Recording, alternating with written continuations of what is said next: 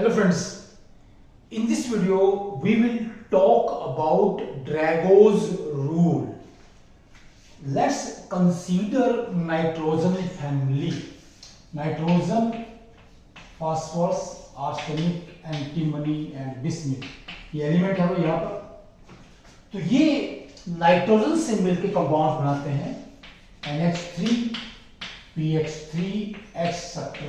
ठीक है। और आगे इसकी हम ज्यादा बात नहीं करेंगे क्योंकि इस रूल को एक्सप्लेन करने के लिए हमें इन दो ही कंपाउंड की जरूरत है। तो नाइट्रोजन का एटॉमिक नंबर क्या है? 7 है। 1s2, 2s2 and 2px1, 2py1, 2pz1। ये इसका इलेक्ट्रॉनिक कॉन्फ़िगरेशन है। इसमें 3 अनपेयर्ड इलेक्ट्रॉन है। तो जब ये नाइट्रोजन हाइड्रोजन से कोवलेंट बॉन्ड बनाएगा तो कोवलेंट बॉन्ड बनने से पहले इसकी जो 4 ऑर्बिटल्स हैं ये चारों एक दूसरे में पूरी तरह से इंटरमिक्स होंगी, मिलेंगी, अपना वजूद खत्म कर देंगी। और जब ये चारों मिल जाती हैं, खत्म हो जाती हैं, उसके रिजल्ट के तौर पर 4 नई एटॉमिक ऑर्बिटल्स वहां पर पैदा होंगी। उनको बोलते हैं sp3 हाइब्रिडाइज्ड ऑर्बिटल। यहां पर ऐसा जो नाइट्रोजन ब्रिज यहां पर है, ये एक ऑर्बिटल है, ये दूसरी है, ये तीसरी है और ये यहां पर चौथी ऑर्बिटल है। कौन सी है भाई? ये sp3 हाइब्रिडाइज्ड ऑर्बिटल्स। और ये आएगा 1s हाइड्रोजन की है, ये दूसरे हाइड्रोजन की 1s है, ये तीसरे हाइड्रोजन की 1s है। इस तरह से ये मॉलिक्यूल बन जाता है। यहां पर बॉन्ड एंगल जो होना चाहिए किसमें?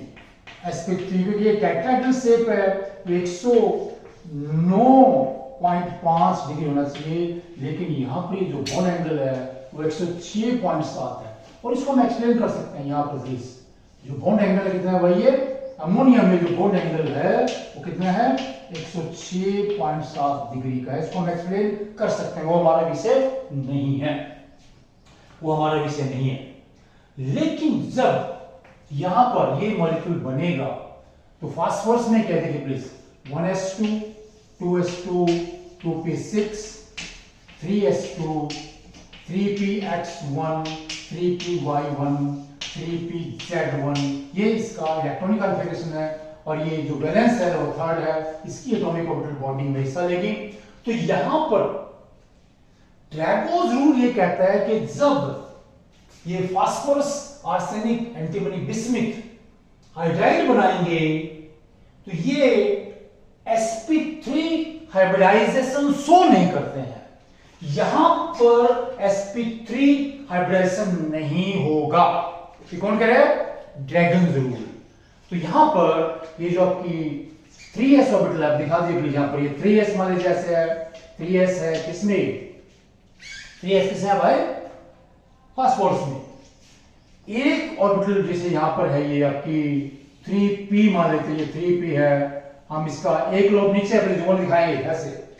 दूसरा ये हमारे पास क्या है? ये हमने कह दिया, कुछ भी कह लो आप इसको।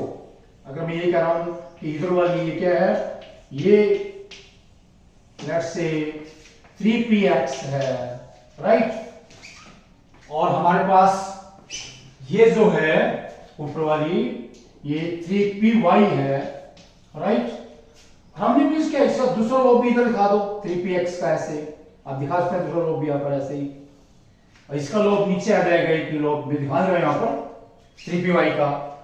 और z यहां पर ऊपर प्लीज, एक लोब उसका ऊपर है ऐसे 3pz का। 3pz एक लोब ऊपर है, एक लोब ब्लैक बोर्ड के पीछे है। एक लोब क्या है? ब्लैक बोर्ड के पीछे है। किसमें? ये पोजीशन क्या है भाई? ये फास्फोरस की पोजीशन है। अब जब 3 यहां पर H एटम जाएंगे तो क्या करेंगे? वो यहां पर आएगा। H एटम से क्या है? 1s1 है ये H एटम के अंदर। तो यहां पर ये 3px और 1s में ओवरलैपिंग होगी। ये सिंपल p एटॉमिक ऑर्बिटल है। यहां पर p, दूसरा बॉन्ड यहां बनेगा 3py, तीसरा बॉन्ड यहां बनेगा। इस मॉलिक्यूल में फास्फोरस और हाइड्रोजन के बीच में जो ओवरलैपिंग है वो कौन सी है? पीएस ओवरलैपिंग है। फास्फोरस में हाइब्रिड ऑर्बिटल्स नहीं है। यही ड्रैगोज रूल है कि जब हमारे पास थर्ड पीरियड या उससे नीचे के एलिमेंट्स, किसमें, या आपका ग्रुप है नाइट्रोजन फैमिली में, ऑक्सीजन फैमिली में, ठीक है, या जो कुछ हमारे पास डी ब्लॉक की फैमिलीज हैं उनमें इस तरह के मॉलिक्यूल्स बनते हैं, ठीक है। तो जो हैवियर हमारे पास सेंट्रल एटम है ये हाइब्रिडाइजेशन शो नहीं करता, ये ड्रैगोज रूल है, सिंपल बात है। जैसे यहां पर ये हाइब्रिडेशन होता है, ऐसा क्यों है? देखिए दो प्रॉपर्टी बहुत अहम है। अमोनिया एक बहुत ही क्या है, इंपॉर्टेंट बेस है, लोन पेयर को बड़ी आसानी से डोनेट करेगा, किसी भी एसिड से H पॉजिटिव लेगा, एसिड बेस रिएक्शन होगी और क्या बन जाएगा, ये आयन बन जाता है, कौन सा, अमोनियम आयन, राइट। जब भी अमोनिया किसी एसिड के कांटेक्ट में आएगा तो ये अमोनियम आयन बन जाता है, क्योंकि ये लोन पेयर आसानी से डोनेट होगा। क्यों?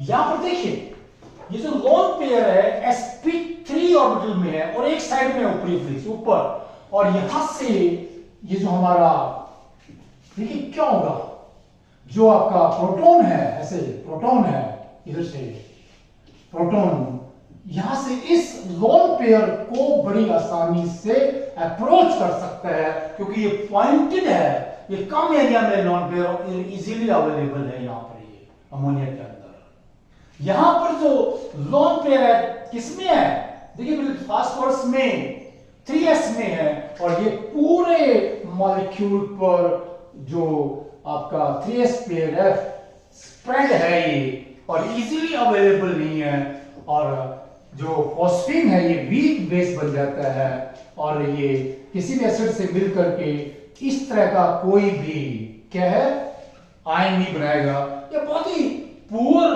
बेस रह जाएगा। हालांकि लोन पेयर तो यहां पर है, लेकिन लोन पेयर किसमें है, ये 3s में है। यहां पर इसमें जो लोन पेयर किसमें है भाई, sp3 में है। अभी देखिए दूसरा जो बॉन्ड एंगल है इसमें, क्योंकि ये टेट्राहेड्रल है, इतना होना चाहिए, थोड़ा रिपल्सन की वजह से इतना हो गया, लेकिन यहां पर जो फॉस्फीन है बॉन्ड एंगल कितना है भाई, लेट्स से 93.3, बहुत ही एग्जैक्ट फिगर है ये डिग्री, अभी 90 के आसपास है, क्योंकि आप देखिए ये हमारे पास कौन सी है भाई, 3pz, और यहां से ये 3px, इसमें यहां से ये क्या है 3p और 1s में ओवरलैप होकर के फास्फोरस और हाइड्रोजन में कोवलेंट बॉन्ड है, और ये जो दो हमारे पास कोवलेंट बॉन्ड है ऐसे लगभग, एक इधर है भाई कोवलेंट बॉन्ड, इधर है ना, इधर ये, और दूसरा कोवलेंट बॉन्ड इधर है, और ये लगभग क्या 90 डिग्री पर क्या है, झुके होने चाहिए, और ये लगभग 90 डिग्री है। ये बहुत पुअर बेस है, और यहां पर एंगल 90 के आसपास है। ये दो बहुत ही इंपॉर्टेंट बिहेवियर्स हैं इन मॉलिक्यूल्स को, इनको एक्सप्लेन करने के लिए ड्रैगोज ने ये बात कही कि इन मॉलिक्यूल्स में सेंट्रल जो एटम है वो हाइब्रिडाइजेशन शो नहीं करेगा, no hybridisation in case of formation of hydrides or other compounds in which the other elements have electronegativity around 2.2 or less, there is no hybridization shown by the central atom like phosphorus, और जो third period में या उससे नीचे हैं, और जहां पर भी क्या होगा भाई, ठीक है, ये रूल्स कब अप्लाई होता है या कब काम करता है, कौन सी कंडीशंस इस रूल के फॉलो होने के लिए होनी चाहिए। तो पहली बात यही है भाई कि ये थर्ड पीरियड या उससे नीचे के हैवियर एटम्स होंगे, वो फास्फोरस, ठीक है, यहाँ पर कहेंगे ऑक्सीजन, सल्फर, या हमारे पास कहिए स्कैंडियम, टाइटेनियम, वनेडियम, जो थर्ड पीरियड में है, प्लीज थर्ड पीरियड में। दूसरा कि वहां पर लोन पेयर एक या दो लोन पेयर का होना जरूरी है, there should be lone pair, at least one lone pair in the molecule or with the central atom. और तीसरा क्या है, जो सराउंडिंग एटम्स हैं हाइड्रोजन वगैरह, उनकी जो इलेक्ट्रोनेगेटिविटी है तीसरी कंडीशन में it should be around 2.2 or not more than 2.5 in any case, उससे ज्यादा नहीं होनी चाहिए, ठीक है। तो तीन कंडीशन है भाई, कौन सी? पहला कि यहाँ पर ये जो सेंट्रल ऑफ एटम है ये थर्ड पीरियड या नीचे का होना चाहिए। दूसरा, एक या दो, कम से कम एक लोन पेयर होना चाहिए मॉलिक्यूल में या सेंट्रल एटम के पास, राइट। तीसरा, ये जो सराउंडिंग एटम्स हैं उनकी इलेक्ट्रोनेगेटिविटी 2.2 के आसपास या कम होनी चाहिए, not too more than 2.5 in any case.